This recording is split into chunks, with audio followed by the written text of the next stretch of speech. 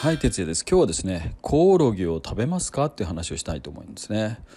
なぜこんな話をするかというと、最近LGBT 問題が結構話題になってますけど、その陰に隠れてというか、それと同じぐらいですね、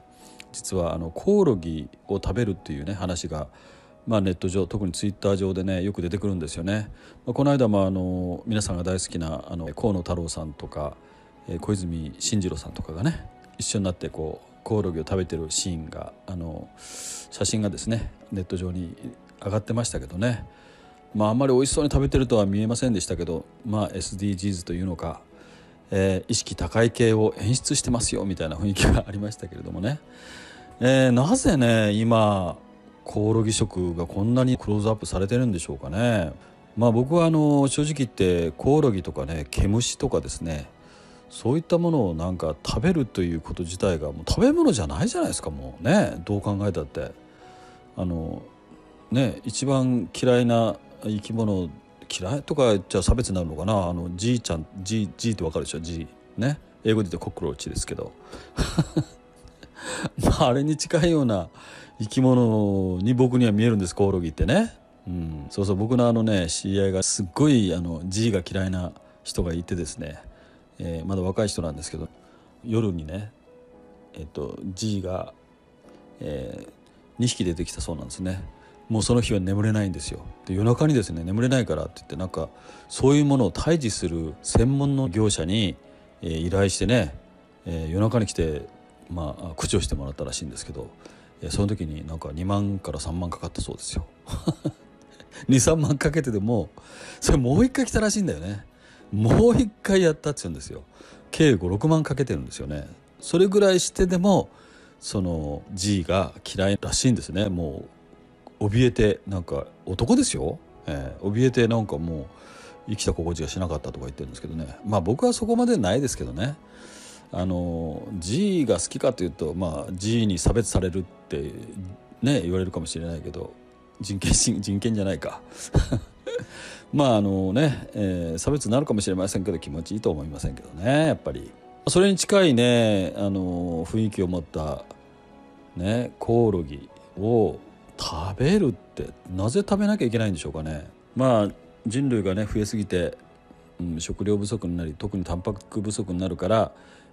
昆虫も食べるようになんとかしようということなのかもしれないけど、そんなことをするよりも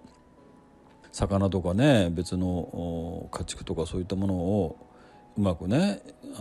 買うような形をした方が、育てる養殖したりね育てるようにした方がいいんじゃないかなと僕は普通に思うんですけどね。コオロギなんかちっちゃいしね、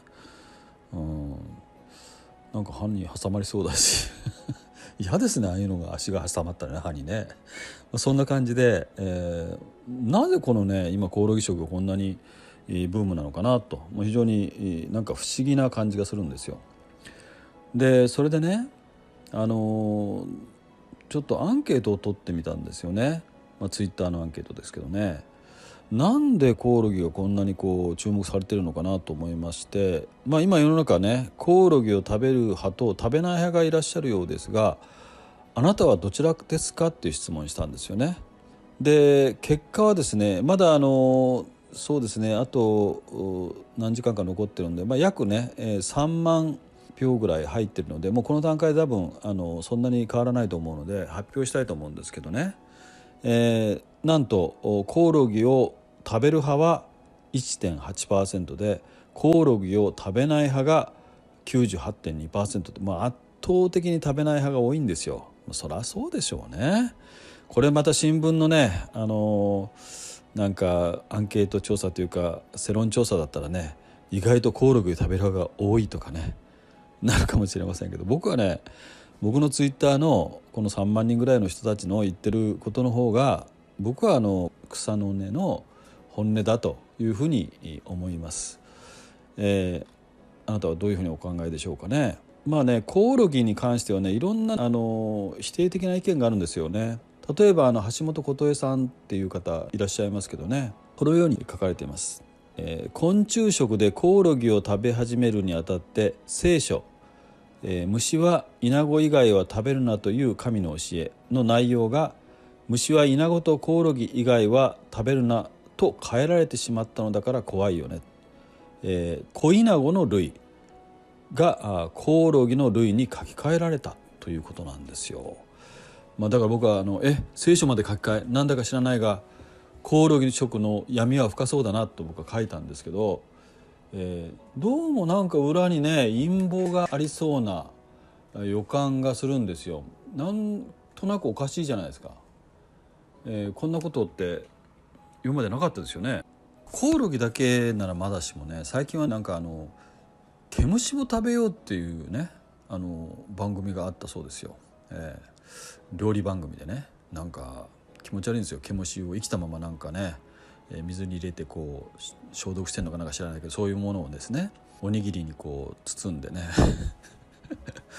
見るだけで気持ち悪かったんだけど、ねその調理をしている男の人がですね、どうですか美味しいですかみたいなでアナウンサーのはいとか言ってね、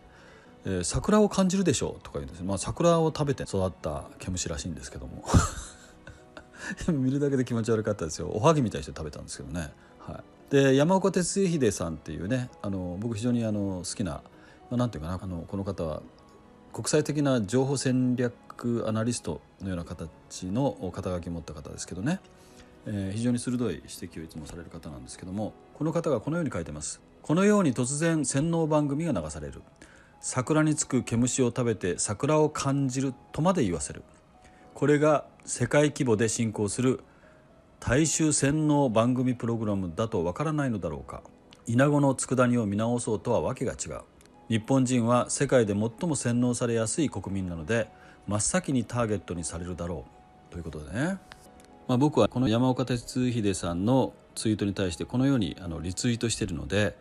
それも紹介しておきますね。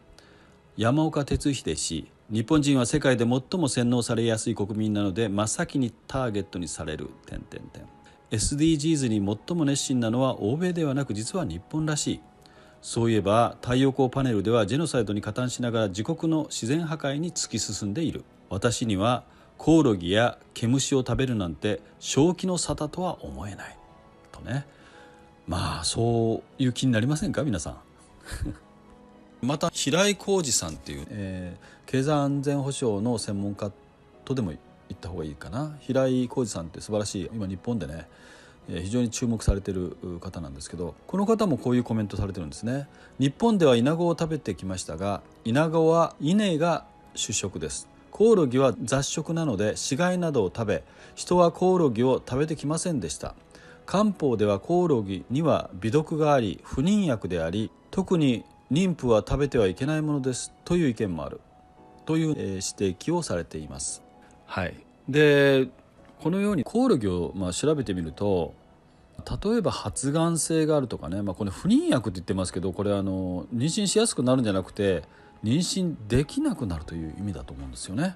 そういう死骸を食べたりいろんな雑食なんで、どんな菌とかねあるいはウイルスがいるかわからないとね、熱処理すればいいというもんでもない場合もあるわけですよ。例えば毒なんかは熱処理しても熱が冷めるとねまた毒性を発揮したりとかいろいろあるみたいですね。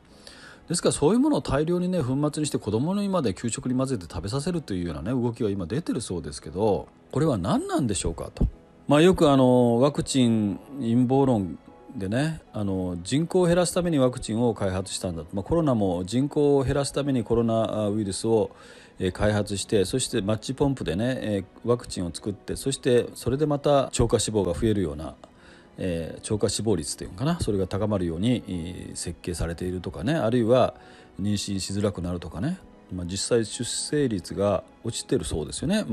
たくさんワクチンを打った地域はその点はねはっきり言って因果関係よく分かりませんから、まだそれをねはっきり言うのはちょっと陰謀論的になるのであんまり言いませんけども、ワクチンもなんか変だなっていうのがあるんですよ。でこのコオロギ食もねなんか変だなっていうね、なんかこの闇の勢力が人類の人口をコントロールしようとしているんじゃないかというね、それにまんまと我々が引っかかりそうになってるんじゃないかというようなね、そういうなんかこう不気味な感じを僕は受けてるんですね。もちろん今のところ完全に陰謀論でしかないですけども、我々は何にもかんにもね信用するっていうわけにはいかない。 SDGs なんて信用してるのは日本人だけだという話もありますからね、きれい事言って日本人だけが従ってるみたいなね、そういう話もありますので、ぜひ注意していただきたいなと思いますし、このようにね実際コオロギ食を進めていきたいという人はほとんどいない。コオロギを食べたくない派が、僕もそうなんですけど、圧倒的に多いわけですからね。今いろんな食品メーカーが昆虫食、特にコオロギのね粉末の入ったクッキーとかなんやかんや出してるみたいですけどね。僕は意識高い系をアピールするためにやってるのかなんかわからないけども、そういうものにはね、僕は賛成できないですね。別にコオロギじゃなくてももっと普通に今まで人間が食べてきたもので対応を考えるべきじゃないかなと思うんですよね。